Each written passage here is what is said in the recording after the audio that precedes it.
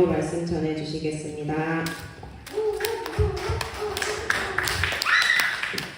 친구들 잘 지냈습니까? 날 많이 덥지요? 많이 더울 때 우리 어떻게 해요, 친구들은? 물 먹어. 또 아이스크림 먹어. 네? 에어컨 틀어요. 얼음 먹어요. 수박도 먹고. 야, 우리 친구들은 대부분 먹는 것으로 더위를 이기네요.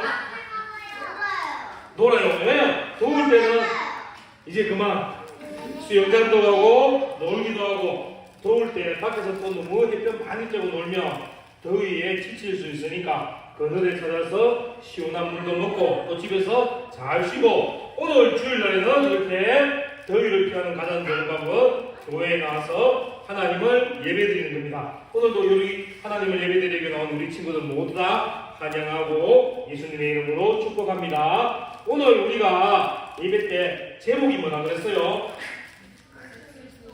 벌써 까먹었어요. 제목 다시 우리 크게 따라게 같이 한번 따라합시다. 시작. 예수 그리스도. 예. 자, 예수 그리스도, 이런 이름 들어본 적 있어요, 친구들? 많이 들어봤어요? 자, 우리가 예수님을 부를 때 그냥 예수님 하는 것이 아니라 그리스도 이렇게 불렀는데, 이 그리스도는 예수님의 직분을 말하는 거예요. 좀 더 쉽게 얘기하면 우리 뒤에 한번 보세요. 뒤에 검정색 옷을 입으신 분이 누구지요? 김수경. 뒤에 내려보던 뭐라고 했어요, 엄마? 부장 선생님. 이렇게 선생님 이름 뒤에 김수경 이름 뒤에 부장 선생님, 이렇게 직분을 말하는 것이 예수님의 이름 뒤에 직분을 말하는 것이 그리스도예요. 그러면 그리스도가 무슨 뜻일까? 직분이다 그랬잖아요. 자, 소리 똑바로 하고. 자, 이 그리스도의 뜻은 기름 부음을 받은 자, 이런 뜻을 가지고 있어요. 구약 시대에 기름을 부음 받은 사람은 세 분이 있는데, 첫 번째가 선지자, 두 번째는 제사장, 세 번째는 왕이 기름 부음을 받았어요. 그러면 예수님이 기름 부음을 받았으니까 선지자도 되고 제사장도 되고 왕도 되는 분이 바로 예수님이세요. 오늘은 우리가 예수님이 선지자, 제사장, 왕 다 하실 수 있지만, 오늘은 우리가 선지자이신 예수님에 대해서 한번 배워보도록 하겠습니다. 문제 금방 했는 거예요. 예수님을 그리스도라고 불렀는데, 그리스도는 기름 부음 받은 자인데, 이 기름 부음은 누구에게 기름을 부었을까요? 이승희 대문 손들었네. 선교사요. 자, 그 다음 우리 태산이가 또 문제 들었습니다.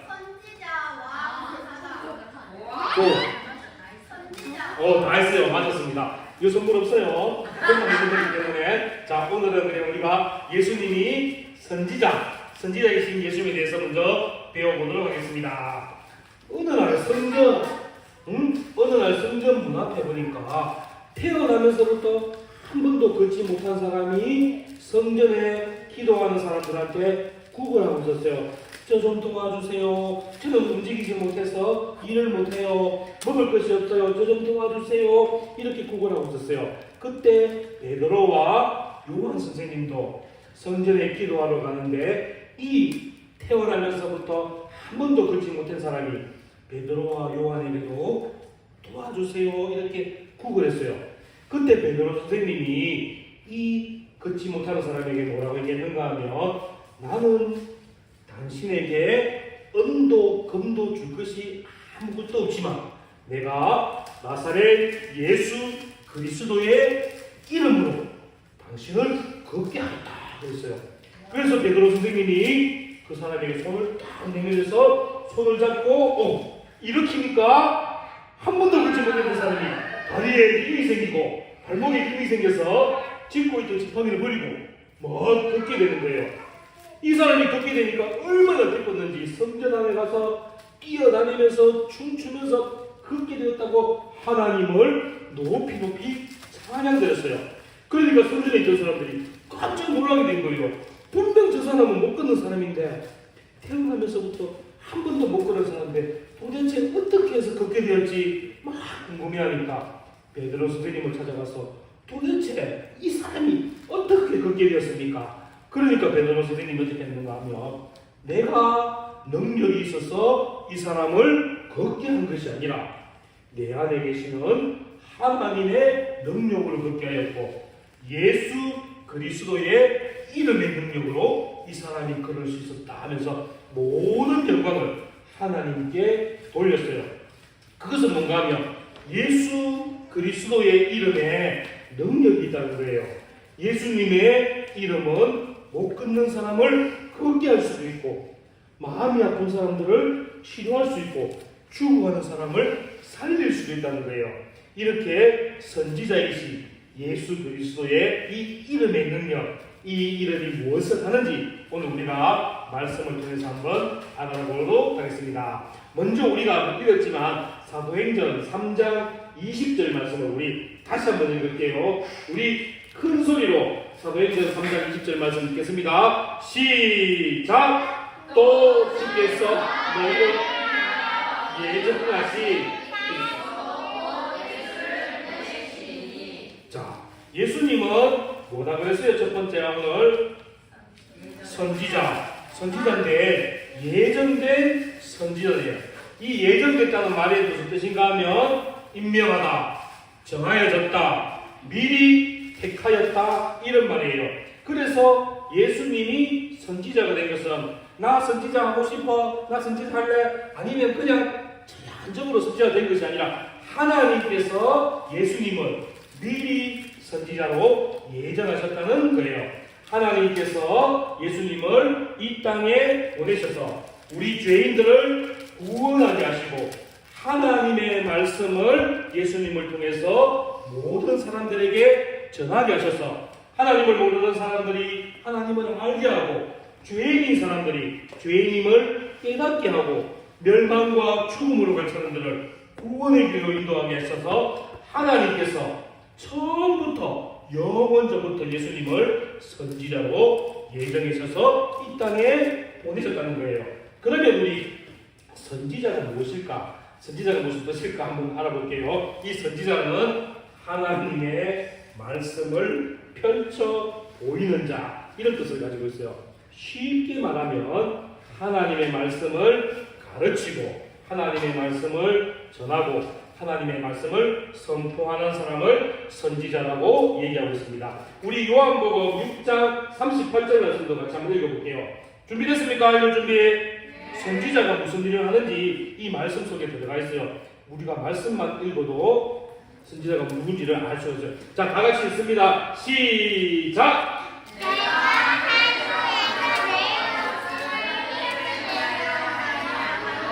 나를 보내시는 이의 뜻을 행하려. 와, 어머니가 글씨 정말 잘 읽어요. 내가 하는 데서 다 따로 읽더라고요, 어머니가.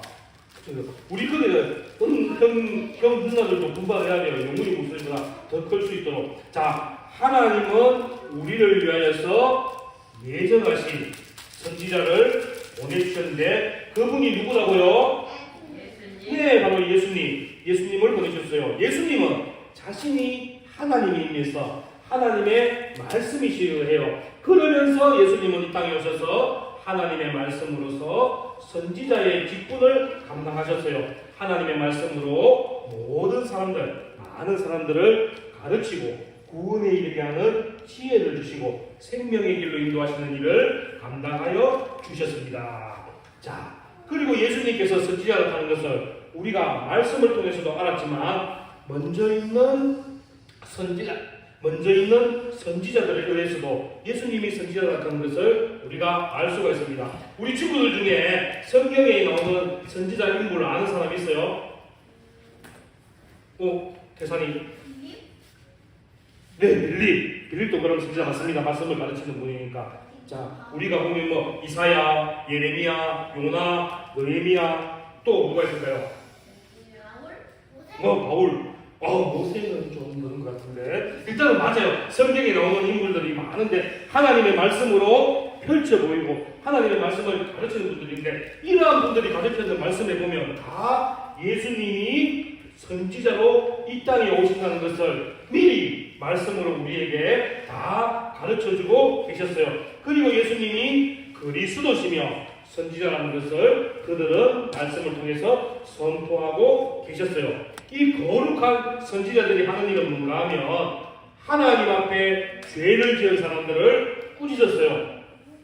하나님 앞에 회개하라고 꾸짖었어요. 예배를 잘못 드리는 사람이 있으면 예배를 똑바로 드리라고 훈계해 주었어요. 하나님의 말씀대로 이 땅을 살아가야 되는데 말씀대로 살지 아니하고 자기 멋대로 사는 사람들에게 하나님의 말씀대로 사는 방법이 어떤 것인지, 하나님의 말씀이 무엇인지를 가르쳐주면서 모든 사람들이 다 하나님 안에 거할 수 있도록 가르쳐주는 일을 했던 사람들이 바로 선지자였어요. 하나님의 말씀을 전하는 일을 하였고 하나님의 말씀을 대변하는 일을 하였고 또 내가 먼저 하나님의 말씀을 따라 살면서 나를 바라보는 사람들이 하나님의 말씀을 지켜야 할 수 있도록 도움을 주었어요.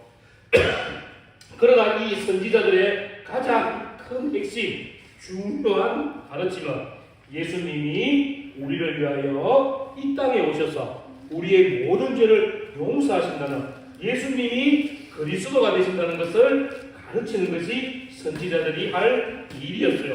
그래서 오늘도 교회에서는 목사님이, 전도사님이, 선생님이 여러분들에게 하나님의 말씀을 가르치면서 예수님이 우리의 구원자가 되심을 꼭 설명하고 있고 가르치고 있는 거예요.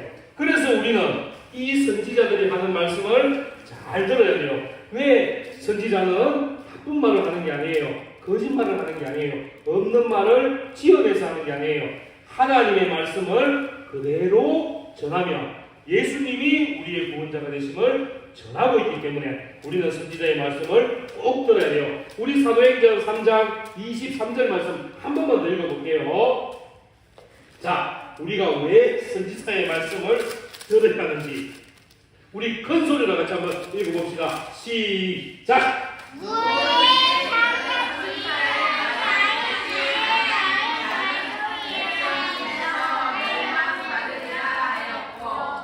자, 선지자의 말을 안 들으면 어떻게 되세요?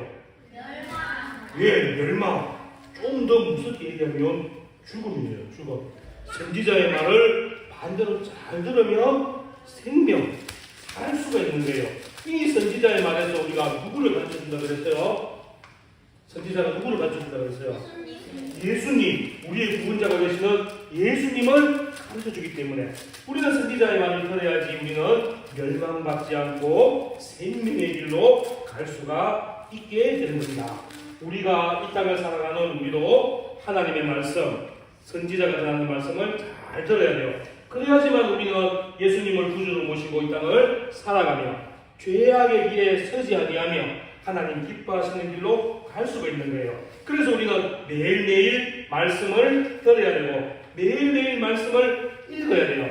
그런데 우리가 말씀을 들어야지, 말씀을 읽어야지 하다 보면 방해하는 것들이 너무 많아요. 우리 친구들 중에 나 오늘 말씀을 읽어야지 딱 마음먹었는데 말씀을 읽으려고 하면 방해하는 것들 있지. 유난히 어떤 게 있을까? 게임! 말씀을 읽으려니까 갑자기 성경책을 펴는데 게임이 들어오는 거야. 한 번만 하고 말씀을 읽어야지 하다 보면 게임을 두 번, 세 번 내가 또 말씀 보는데 대상이 있어. 친구들하고 놀고 싶어요. 말씀을 읽으려 하다 보니까 또 친구 생각이 나서 친구하고 놀고 싶어져요. 전도사님도 말씀 읽어야지 책을 딱 펴는데 피곤해서 어떨 때는 훅 졸 때도 있었어요. 그런데 소율이도 배고파요. 우리 하민이 아빠 엄마가 방해해요.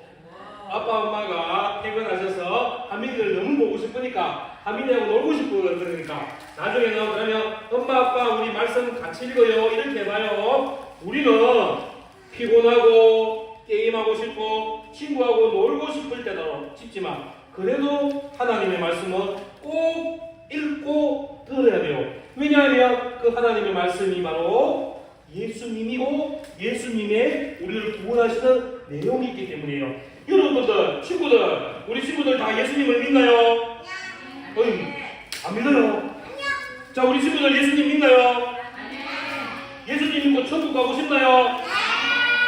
죄 안 짓고 하나님 기뻐하는 삶 살고 싶나요? 야, 구원받고 싶고 천국을 가고 싶은데 죄는 조금 짓고 싶은 거예요. 자, 우리 친구들 죄 안 짓고 하나님 기뻐하는 삶을 살려면 바로 말씀을 읽어야 돼요. 하나님의 말씀을 읽어야지 우리가 죄를 구별할 수 있는 그러한 능력이 생기게 되는 거예요. 어떤 친구들은 나 말씀 다 읽는데 무슨 말인지 전혀 모르겠어요. 재미도 없어요. 그런 친구들은 먼저 말씀 읽기 전에 기도하세요. 하나님, 성령님 도와주세요. 저에게 지혜를 주시고 하나님의 마음을 주셔서 하나님의 말씀이 이해되고 알 수 있는 은혜 주세요. 이렇게 기도하세요. 그러면 한 번, 두 번 읽을 때는 말씀이 어렵고 재미없지만 계속 읽으면 하나님께서 여러분들의 마음에 하나님의 마음을 주셔서 하나님의 감동으로 비롯된 말씀이 여러분들이 쉽고 재미있게 될 거예요. 우리 친구들은 언제나 하나님의 말씀과 가까이 하며 늘 말씀을 듣고 늘 말씀을 읽고 늘 말씀을 마음에 새겨서 하나님이 원하시는 삶, 예수님이 우리가 구원자가 되심을 매일매일 믿고 살아가는 우리 친구들이 되기를 바라겠습니다. 전도사님이 마지막으로 한 가지만 이야기하고 마칠게요. 전도사님이 학교에서 수업하는데 우리는 매일매일 학교에서 예배를 드려요. 그때 어떤 목사님이 오셔서 이런 말씀을 하셨어요. 하나님의 말씀을 읽는 것은 어떤 병원에 가서 치료받는 것보다 약을 먹는 것보다 치료의 효과가 좋대요. 말씀이 메디칼 이런 뜻이 있대요. 이 메디칼은 치료, 병원 이런 뜻인데 말씀이 원래 그 뜻을 가지고 있대요.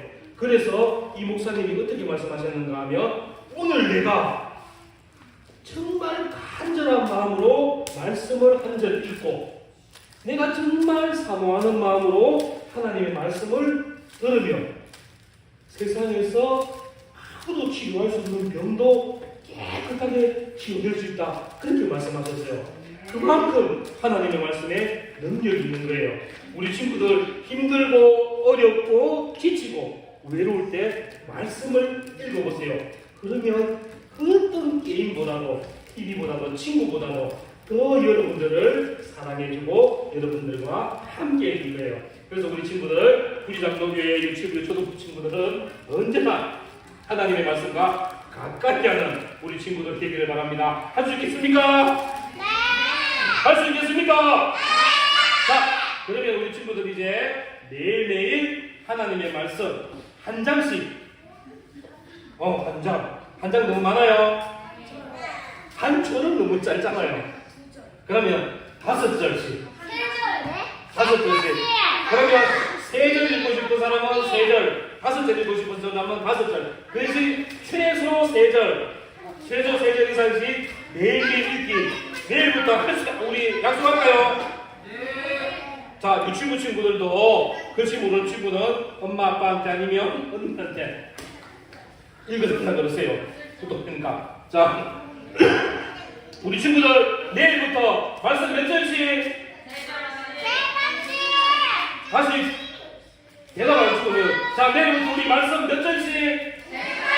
3절씩 말씀 읽고 그러면 우리 친구들 카톡에 나 오늘 요한복음 1장 1절에서 3절 읽었어요. 이런 식으로 카톡에 올려주세요. 자, 우리